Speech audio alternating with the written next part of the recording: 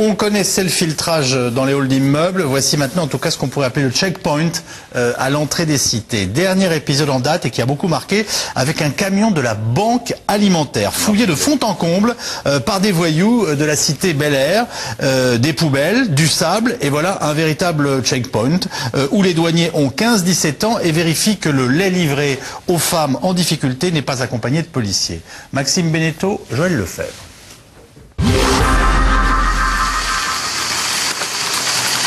Comme chaque jour, les bénévoles s'affairent dans les locaux de la Banque alimentaire de Marseille. Mais leur quotidien vient d'être bousculé par un sentiment inconnu jusqu'ici, celui de pouvoir être pris pour cibles aussi. Il y a une semaine, un de leurs camions a été arrêté et fouillé par des jeunes à l'entrée d'une cité, alors qu'ils s'apprêtaient à livrer du lait pour une autre association caritative. C'est assez extraordinaire et c'est assez cynique, c'est que d'après notre chauffeur, les gens qui ont arrêté le camion se sont présentés comme des policiers. Ils ont été très aimables, ils ont fait ce qu'ils avaient à faire, c'était vraiment parfait. Le camion a été stoppé au pied de ce quartier de la banlieue est de Marseille. Les jeunes y avaient dressé un barrage à l'aide de poubelles pour contrôler les allées et venues. Ils ont expliqué au chauffeur vouloir vérifier qu'il n'y avait pas de policiers à l'intérieur avant de le laisser repartir. Dans cette situation, les habitants sont en première ligne, mais beaucoup préfèrent ne pas évoquer le problème face caméra. J'habite là depuis 30 ans, mais aucun problème. Moi, je ne vois rien. Vous savez, ici, il faut fermer un petit peu ses yeux aussi, parce qu'après, on va avoir des petits soucis au niveau des trafiquants. Donc, vous savez, nous, c'est travail, dodo, et voilà. Nous, le principal, c'est qu'ils ne viennent pas nous embêter. Voilà. Bon, moi, honnêtement, je fais pas trop attention à ce qui se passe, mais c'est vrai qu'il y a certaines situations quand même qui font peur. Ouais, donc il y a quand même un ras-le-bol. Ouais. Pour certaines situations qui peuvent dégénérer assez vite. Pour les élus locaux, il s'agit là d'une nouvelle étape de l'enclavement de certains quartiers où des trafiquants tentent d'imposer leurs règles, de gérer leur territoire comme ils l'entendent, pour protéger un commerce parallèle florissant. On a une véritable difficulté aujourd'hui où dans certains immeubles, dans certaines tours de cette cité, il y a effectivement des zones de non-droit ou plus exactement du droit de l'inconséquence, du droit de la voyoucratie qui s'installe au détriment du droit de la République. Et c'est pour ça que je dis que fait l'État. Et quand le président de la République prend les dispositions en disant avec moi, je restaurerai l'autorité de l'État, je restaurerai la sécurité, je mettrai en application un certain nombre de règles qui ont fait leurs preuves par ailleurs, et il va jusqu'à tenir un propos qui est excessif, je passerai au Karcher à les citer, on l'attend toujours. Les élus et les forces de l'ordre partagent un avis, celui du manque d'effectifs policiers. Les fonctionnaires reconnaissent même être parfois dépassés par l'organisation et l'équipement des trafiquants. On ne joue pas dans la même cour. Les trafiquants de drogue et dans les quartiers sont surarmés. Ils ont des armes de guerre, bien souvent ce sont des kalachnikovs. Ils ont des fusils à pompe, ils ont des fusils de chasse avec des armes, des munitions extrêmement lourdes. Et c'est vrai que bien souvent la kalachnikov est le dénominateur commun à tous ces règlements de compte sur Marseille, sur fond toujours de trafic de stupes. Mais c'est vrai que la police face à une kalachnikov, on est réellement désarmé. La police est en tout cas intervenue pour interpeller 2 des jeunes qui auraient participé à la fouille du camion. Ils ont 15 et 17 ans et encourent en théorie jusqu'à 5 ans d'emprisonnement. Jean-Marc Bailleul, on a une question de téléspectateur qui est la suivante. Existe-t-il vraiment des zones dans lesquelles les forces de l'ordre ne mettent jamais les pieds?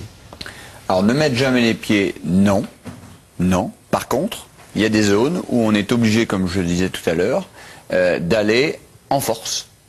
C'est-à-dire envoyer une patrouille, on dira classique, avec en support, en arrière, des effectifs prêts à intervenir si jamais cette patrouille, on dira classique, se passe mal. C'est le phénomène de la caravane avec les Indiens, c'est-à-dire que... C'est une tactique qu'on a été obligé de mettre en place, au même titre qu'on est obligé malheureusement d'accompagner, d'escorter les pompiers lorsqu'ils interviennent pour simplement venir secourir une personne en difficulté au niveau de sa santé. C'est une difficulté. Donc quand on parle d'un problème d'effectif, effectivement le problème d'effectif est prégnant. À partir du moment où on est obligé de mettre beaucoup plus de monde pour une intervention qui se faisait à 3 il y a 10 ans, et on est obligé de mettre une dizaine de policiers aujourd'hui, forcément que de diminuer les effectifs de police peut poser un problème réel, c'est évident. Donc on se protège beaucoup plus qu'avant, donc le gilet pare-balles maintenant est systématique, le policier n'hésite même plus à le porter. Systématiquement, il regarde au-dessus de lui parce qu'il sait qu'il y a des risques. Je rappelle qu'en 2010, plus de 4500 policiers ont été blessés en service. Pardonnez-moi, souvent les syndicalistes policiers, ce qui n'est pas un mot gros, ni même un gros mot, utilisent ce terme de zone de non-droit.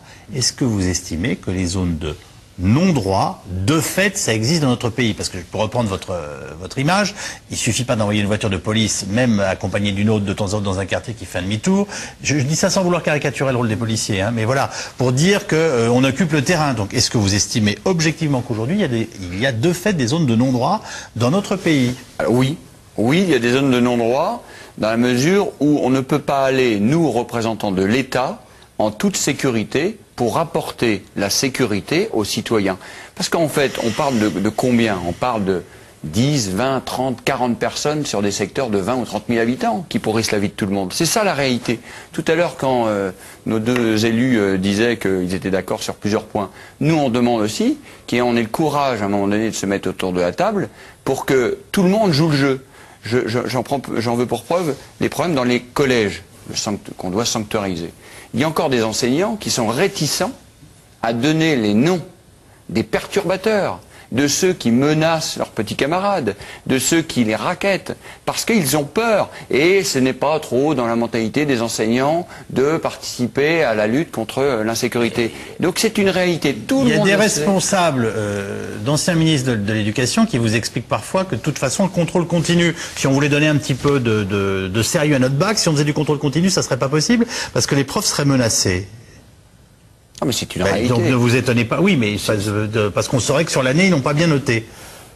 Oui, non, mais ça ne vous surprend pas. Non, mais même si appliqué au collège ou au lycée, ça se passe comme ça. Non, la question là, c'est de dire... Ne pas parler par peur est une chose, ne pas parler par idéologie est une autre. Il y a un problème d'idéologie, encore dans certains établissements scolaires, où les enseignants ne veulent pas collaborer sans que le verbe vous soit pas compris, oui. péjoratif, je m'excuse. Coopérer, voilà, parce qu'on pourrait... Non, mais vous avez bien fait le terme. Voilà. Et parce que par idéologie, on ne veut pas. Mais maintenant, on est tous parents. On a tous nos enfants. Il peut y avoir des quantités de profs aujourd'hui qui pensent que nos CRS soient des SS et que nos policiers relèvent de la Gestapo quand même. Je suis désolé. Sans aller jusque-là. Je pense que c'est infinitif. Enfin. Non, il y a eu de grandes transformations ces dernières années de la part de l'Éducation nationale. Et ce que vous décrivez. Mais ils sont les premières victimes, les profs. Est quand même en régression. Attendez, est quand même en régression. Mais la situation décrite a bien existé et on a perdu énormément de temps. Et pour reconquérir le terrain derrière, c'est extrêmement long, je peux vous le dire. Aujourd'hui, j'ai la chance d'avoir un corps professoral qui est demandeur de cela, ça n'a pas toujours été le cas. Et c'est quand vraiment la situation est devenue infernale que d'un coup, bon voilà.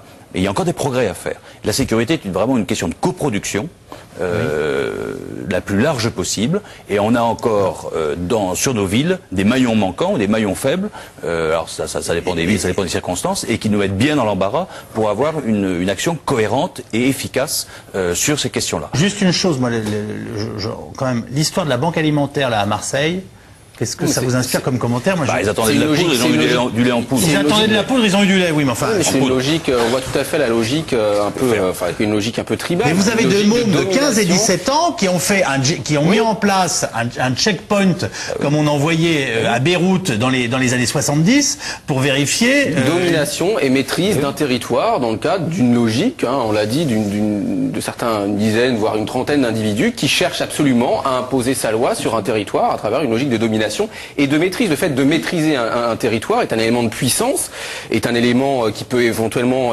après apporter plus de respect pour certains jeunes. Donc on voit bien quand même qu'on est tout à fait là, et c'est vraiment l'exemple typique effectivement des barrages, etc., dans le cadre d'une volonté de s'approprier à un moment donné un territoire et de faire en sorte que tous ceux qui sont étrangers au territoire n'y rentrent pas.